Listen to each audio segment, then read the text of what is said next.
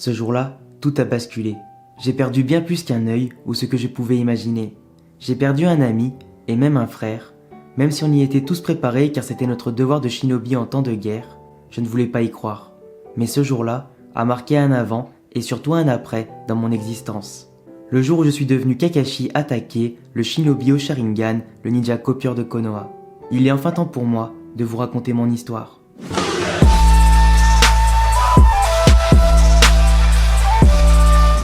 Depuis mon enfance, je savais que je deviendrais un shinobi. Je connaissais déjà l'exigence que me demanderait cette voie, mais je l'ai suivie. D'un côté pour moi, mais aussi pour mon père, qui en était un.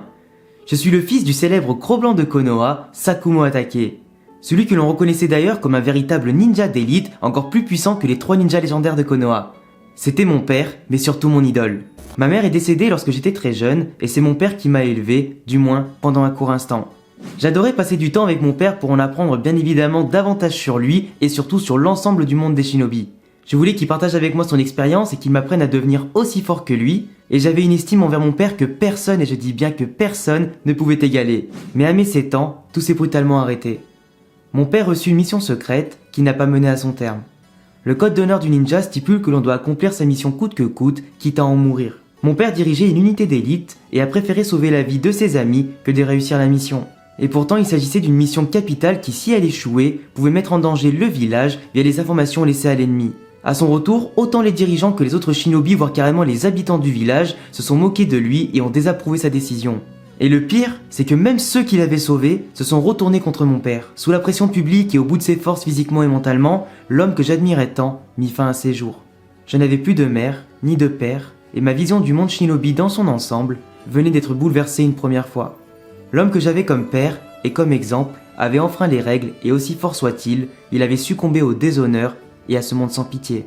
À partir de ce jour, je me suis dévoué corps et âme à la voie du shinobi, au respect des règles et à les faire respecter. Surtout à ceux bien évidemment qui passeraient outre les règles. Je voulais forger ma propre destinée et ma propre histoire afin de ne pas être considéré comme mon père, comme le fils du Cro-Blanc de Konoha, comme un lâche. Je dois vous avouer que mon parcours de shinobi a connu une ascension assez fulgurante. J'étais déjà diplômé de l'académie à seulement 5 ans et j'ai réussi dans la foulée à 6 ans l'examen de Chunin juste avant de perdre mon père. Il faut dire que j'étais à bonne école avec Maître Minato, celui que deviendra par la suite et en peu de temps le 4e Hokage. Il était incroyable et même si on me considérait à l'époque comme un génie, je ne lui arrivais pas à la cheville. Je rêvais d'être enfin capable un jour de le surpasser et de le vaincre en combat. C'est grâce à son enseignement que j'ai pu être promu Jonin à l'âge de 13 ans et que je pouvais pleinement jouer dans la cour des grands. J'avais quelques rivaux à l'académie puis durant mon parcours comme Gai et Asuma. À l'époque, je faisais équipe avec Rin, une fille du clan Nohara et aussi spécialisée dans la médecine. Mais aussi avec Obito Uchiwa qui, digne d'un grand maladroit toujours en retard, n'avait toujours pas éveillé ses Sharingan. Il se prenait pour mon rival mais n'avait pas les moyens de me faire le moindre mal. On formait une belle équipe et malgré mon caractère distant et froid de l'époque, il est vrai que je m'amusais bien avec eux. Époque de trop courte durée malheureusement à mon goût, mais qui a su marquer ma vie. Nous étions en temps de conflit interpays avec la fameuse déclaration de la 3e grande guerre ninja de l'histoire du monde des shinobi.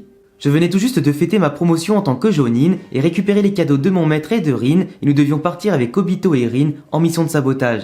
Les ninjas d'Iwa tentaient d'envahir le pays et il fallait réagir au plus vite. Nous étions tombés dans une embuscade, l'occasion pour moi justement d'essayer mon nouveau jutsu, le Chidori. Malheureusement, Rin fut capturé dans la foulée à cause de ma bêtise. Je voulais continuer la mission coûte que coûte et remplir mon devoir, mais Obito, amoureux de Rin bien évidemment, voulait à tout prix la sauver. Alors que je comptais la laisser à son triste sort, lui voulait intervenir et c'est à ce moment-là qu'il a prononcé une phrase qui m'a marqué à tout jamais. Ceux qui abandonnent leurs coéquipiers au combat sont encore pires que ça.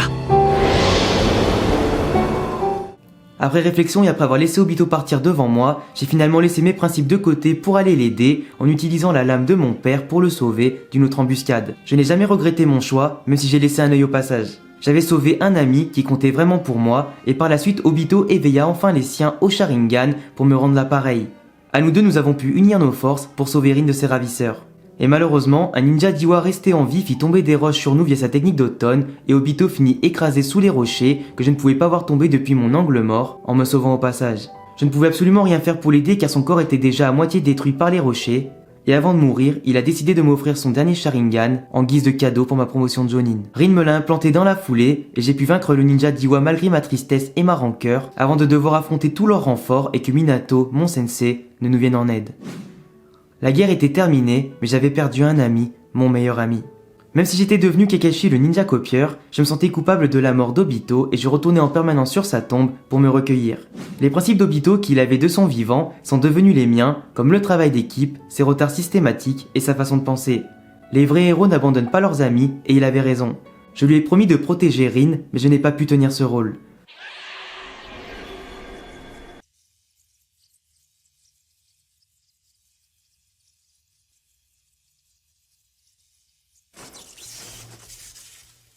Rin était devenu par la suite la Jinchuriki de Sanbi que les ninjas de Kiri voulaient récupérer. Durant une mission et des combats infinissables, Rin s'est interposé devant un de mes Chidori et se suicida. Le chagrin qui m'envahit fut terrible, au point d'éveiller ma pupille au Mangekyou Sharingan. Je n'avais pas pu sauver Obito, et maintenant, j'ai perdu Rin et je n'ai pas tenu ma promesse. C'est d'ailleurs ce moment précis qui bouleversera l'avenir du monde Shinobi, mais je ne le savais pas encore. Quelque temps après, Maître Minato est devenu Hokage et j'ai rejoint Lanbu en exécutant le plus de missions possibles pour le village afin d'expier mes fautes. Mes nuits étaient terribles et les séquelles de mon passé étaient encore plus importantes que je ne le pensais. En plus de mes amis, j'ai même perdu mon maître Minato suite à l'attaque de Kyuubi alors qu'il venait tout juste d'avoir son enfant avec sa femme Kushina. La nouvelle génération incarnée par Azuma, Kurenai, Gai et moi-même était interdite d'intervenir pour contre-attaquer pour nous préserver. Les années ont passé, j'ai finalement été promu en tant que sensei pour prendre la tête de l'équipe 7. J'avais l'habitude d'être sensei mais je tombais à chaque fois sur des élèves catastrophiques que je refusais à l'examen car ils ne comprenaient rien au travail d'équipe ni aux véritables valeurs du shinobi. Et pourtant, j'ai enfin eu la chance de rencontrer un trio exemplaire et exceptionnel qui accomplira de grandes choses. Naruto Uzumaki, le fils de mon maître et Jinchuriki de Kyuubi, un enfant pas très doué certes de prime abord et que tout le monde détestait au passage à cause du démon qu'il portait en lui. Il y avait aussi Sasuke Uchiwa, un jeune très talentueux mais très froid, qui ne vit que pour la vengeance en étant l'unique survivant de son clan maudit. Et pour compléter l'équipe, Sakura Haruno, une jeune fille intelligente et exemplaire à fort caractère, qui apportera un peu une touche d'équilibre à mon équipe. Malgré leur jeune âge, ils ont passé mon test avec succès et ont traversé bien des épreuves. Que ce soit la rencontre de Zabuza, Daku ou bien le difficile examen de Chunin qui leur ont permis de se faire de nouveaux amis et des rivaux, tout en affrontant bien sûr de redoutables adversaires tels qu'Orochimaru ou Gaara, tous ont progressé et bien mûri durant ces épreuves, sans exception. Je m'étais occupé personnellement de l'entraînement de Sasuke car je me revoyais en lui et je savais qu'il pourrait suivre le rythme. Malheureusement, je n'avais pas su empêcher son départ du village, ni sa quête de vengeance envers son frère Itachi. Itachi que j'avais côtoyé dans Lanbu et que j'avais affronté durant son retour au village de Konoha avec son compère Kisame de l'Akatsuki. Son Mangekyou Sharingan et ses arcanes lunaires m'avaient mis totalement KO et je savais que pour protéger mes élèves à l'avenir, j'aurais besoin de devenir moi aussi beaucoup plus fort. À part sa quête de vengeance, Sasuke était extrêmement frustré de voir Naruto le rattraper petit à petit après ses exploits à l'examen de Chunin et après son entraînement avec Maître Jiraiya. C'est ce qui l'a poussé justement à chercher davantage de puissance auprès d'Orochimaru qui lui en avait beaucoup promis et qui lui a eu accordé entre temps le sceau maudit qui n'avait pas encore dévoilé tous ses pouvoirs. Je n'ai pas rempli mon rôle de sensei pour le dissuader de suivre la mauvaise voie et de combler cette frustration grandissante. D'ailleurs, en parlant de Naruto et Jiraiya, ce sont eux qui ont ramené Tsunade au village pour qu'elle soit intronisée en tant que nouvelle Hokage suite à la mort de Hiruzen Sarutobi contre Orochimaru. En peu de temps, le village retrouvait son calme et ses activités, mais que Naruto était tourmenté par le départ de Sasuke et le fait qu'il n'avait pas réussi à l'arrêter. Nos élèves avaient lutté à mort contre le Quatuor du Son et Kimimaro, les sbires d'Orochimaru venus récupérer Sasuke, que bien évidemment j'avais aussi laissé filer. Pendant 2 ans, je me suis préparé à faire face aux futurs dangers et j'ai pu jauger le progrès de Naruto et de Sakura, qui avaient bien grandi en étant tous les deux les élèves de Jiraiya et de Tsunade.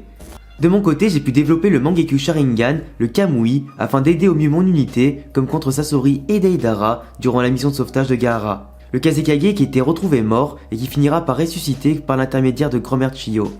C'était d'ailleurs la première fois que je pouvais voir Naruto aussi incontrôlable avec le chakra de Kyuubi qui tentait de le contrôler par la colère, comme Jiraiya me l'avait dit. Le sceau posé par le 4e Hokage devenait de plus en plus faible et il fallait forcément intervenir au quotidien pour l'empêcher de nuire. Les affrontements contre l'Akatsuki allaient devenir notre quotidien, et pendant que Yamato et Sai rejoignaient l'équipe 7, je devais me reposer et réfléchir à un plan. Kakuzu et Hidan étaient redoutables, mais je me devais de venger Asuma, qui a succombé à leur rencontre. J'ai réussi à percer un des cœurs de Kakuzu avant que Naruto ne finisse le travail avec sa nouvelle technique du Futon Rasen Shuriken, qu'il a mis au point grâce à mon entraînement élémentaire, ainsi qu'avec les clones, et surtout de son génie. Shikamaru s'était occupé d'Hidan, mais nous n'avions pas le temps de souffler. Entre la mort d'Orochimaru par Sasuke, la recherche d'Itachi, la rencontre de Tobi qui possédait une voix et un Sharingan qui m'était bien familier, et la fameuse quête de vengeance accomplie de Sasuke, tout s'était accéléré. Maître Jiraiya avait également succombé contre Pain, ou plutôt contre son ancien élève Nagato, que Naruto avait réussi à vaincre après s'être entraîné très dur à maîtriser le mode ermite pour progresser.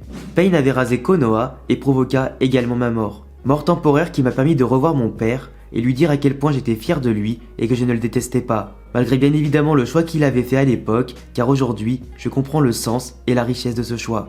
Grâce à Naruto, j'ai été ressuscité par la technique de Nagato et j'ai pu le porter en héros devant le village qui le méprisait tant autrefois. Mon élève avait grandi, mais la 4ème grande guerre ninja fut proclamée dans la foulée durant le sommet des 5 Kage, là où Danzo nous représentait temporairement pendant la convalescence de Tsunade. Sasuke s'était infiltré et avait attaqué les Kage en tuant Danzo un peu plus tard. Nous avons pu le revoir avec Sakura et Naruto et il était certain qu'il avait bien changé avec un cœur aussi glacial que ténébreux. Il était devenu l'ennemi public numéro 1 et personne, pas même le Raikage, ne le pardonnerait malgré la demande de Naruto. Tsunade s'est réveillé avant mon intronisation en tant que Hokage qui sera remise à plus tard. En étant nommé général de la 3ème division de l'Alliance Ninja, j'ai eu l'occasion de me frotter au front avec l'armée des Zetsu blancs mais aussi par rapport aux ninjas d'élite revenus via l'Edo Tensei de Kabuto, tels que Zabuza, Aku et les épées de Kiri pour ne parler qu'eux. Avec Gai, Bi et Naruto, nous faisions enfin face à Tobi et les Jinchuriki ressuscités.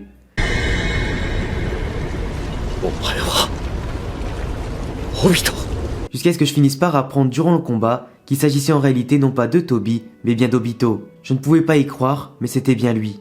Je tremblais, et je revoyais tous les démons de mon passé ressurgir d'un coup. La mort de Rin et les terribles valeurs du monde Shinobi avaient noirci son cœur jusqu'à y laisser un vide. Vide impossible à combler et manipulé depuis tout ce temps par Madara et par Zetsu.